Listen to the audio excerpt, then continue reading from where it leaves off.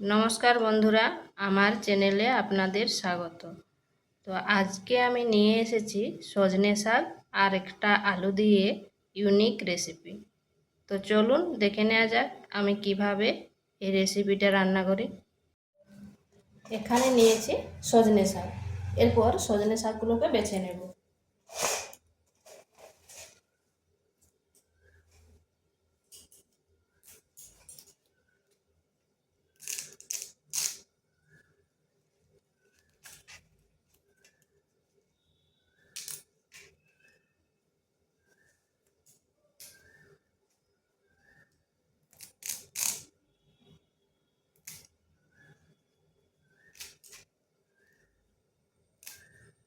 এইভাবে শাকগুলোকে বেছে নিচ্ছি। শাকগুলো বাছা হয়ে গেছে, কেটে নিচ্ছি।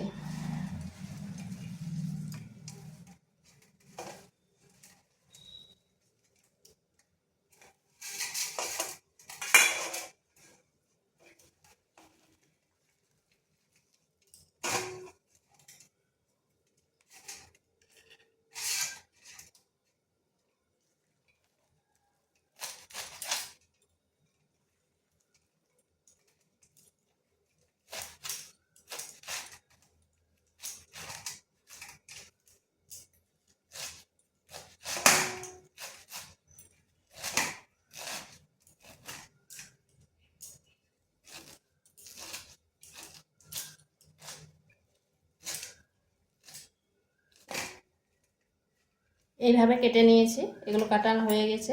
এরপর ভালো করে ধুয়ে নিচ্ছি। এখানে কড়াইতে দিচ্ছি একটু জল,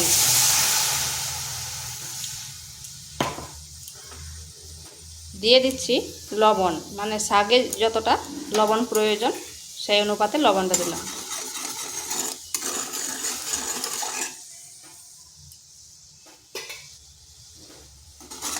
ভালো করে জলের সাথে মিশিয়ে নিলাম। দিয়ে দিচ্ছি শাকগুলো।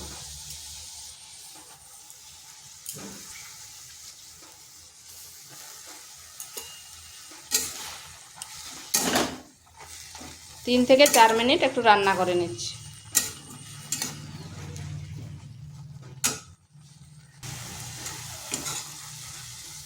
প্রথমে এইরকম একটু লেল লেল ভাব থাকবে, তো এইভাবে ভাজতে হবে যতক্ষণ না ঝরঝরে ভাবটা আসবে। আঁচটা মিডিয়াম আঁচে রেখে এইভাবে ভেজে নিতে হবে।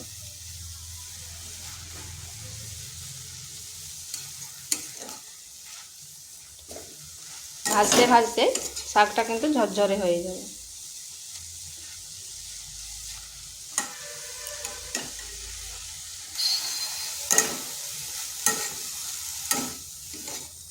দেখুন শাকটা ঝরঝরে হয়ে গেছে। এরপর নামিয়ে নিচ্ছি। এখানে কড়াই বসিয়েছি, দিয়ে দিচ্ছি তেল।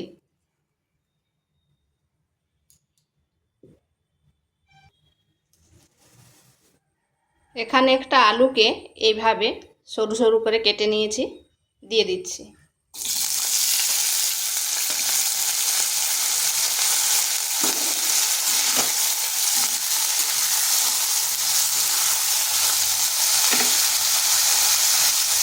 পরিমাণ মতো লবণ আর সামান্য হলুদ।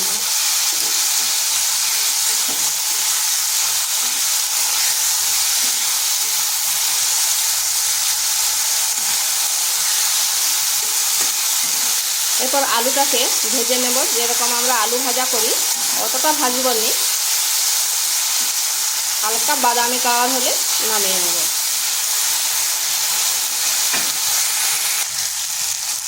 এখানে আলুটা ঢাকা ছাড়াই ভেজে নিচ্ছি। ঢাকা দিলে তাড়াতাড়ি নরম হয়ে যাবে আর আলুটা ভেঙে যাওয়ার চান্স থাকবে। যাতে না ভাঙে, গোটা গোটা থাকে, এই জন্য ঢাকা ছাড়াই ভেজে নিচ্ছি।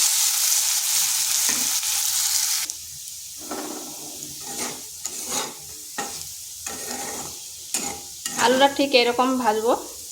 আর দেখুন আলুটা কিন্তু গোটা গোটা আছে আর সেদ্ধও হয়ে গেছে। তো হয়ে গেছে, নামিয়ে নিচ্ছি। এখানে আর 1 চামচ তেল দিয়ে দিচ্ছি।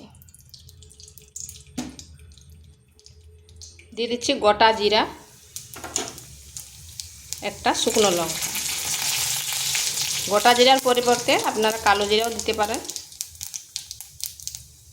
দিচ্ছি একটা পেঁয়াজ। পেঁয়াজটা এইভাবে সরু সরু লম্বা লম্বা করে কেটে নিয়েছি।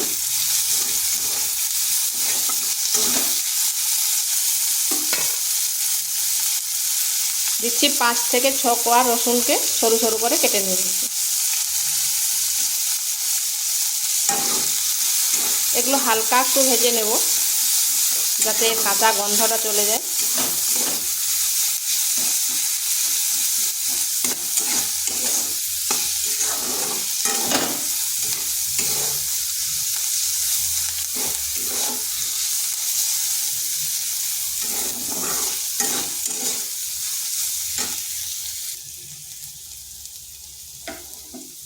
দিয়ে দিচ্ছি 2টো কাঁচা লঙ্কা।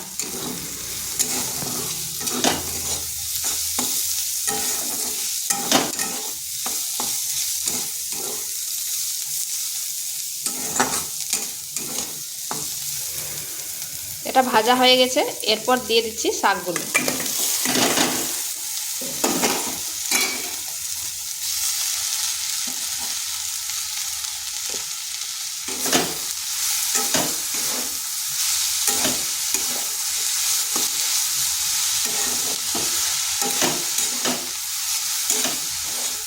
আঁচটা মিডিয়ামে রেখে করে 2 থেকে 3 মিনিট একটু নেড়ে নিচ্ছি।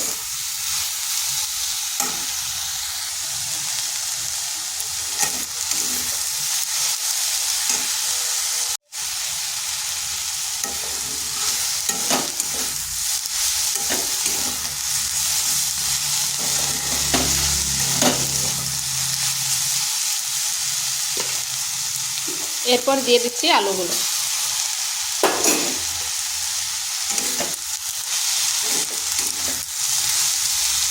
আলুগুলো দিয়ে করে 1 থেকে 1.5 মিনিট এইভাবে নেড়ে নিচ্ছি।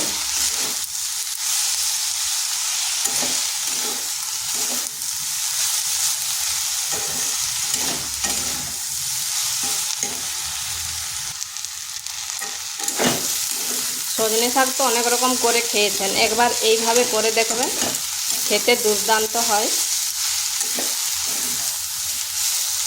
আর এর উপরে পোস্তও ছড়িয়ে দিতে পারেন।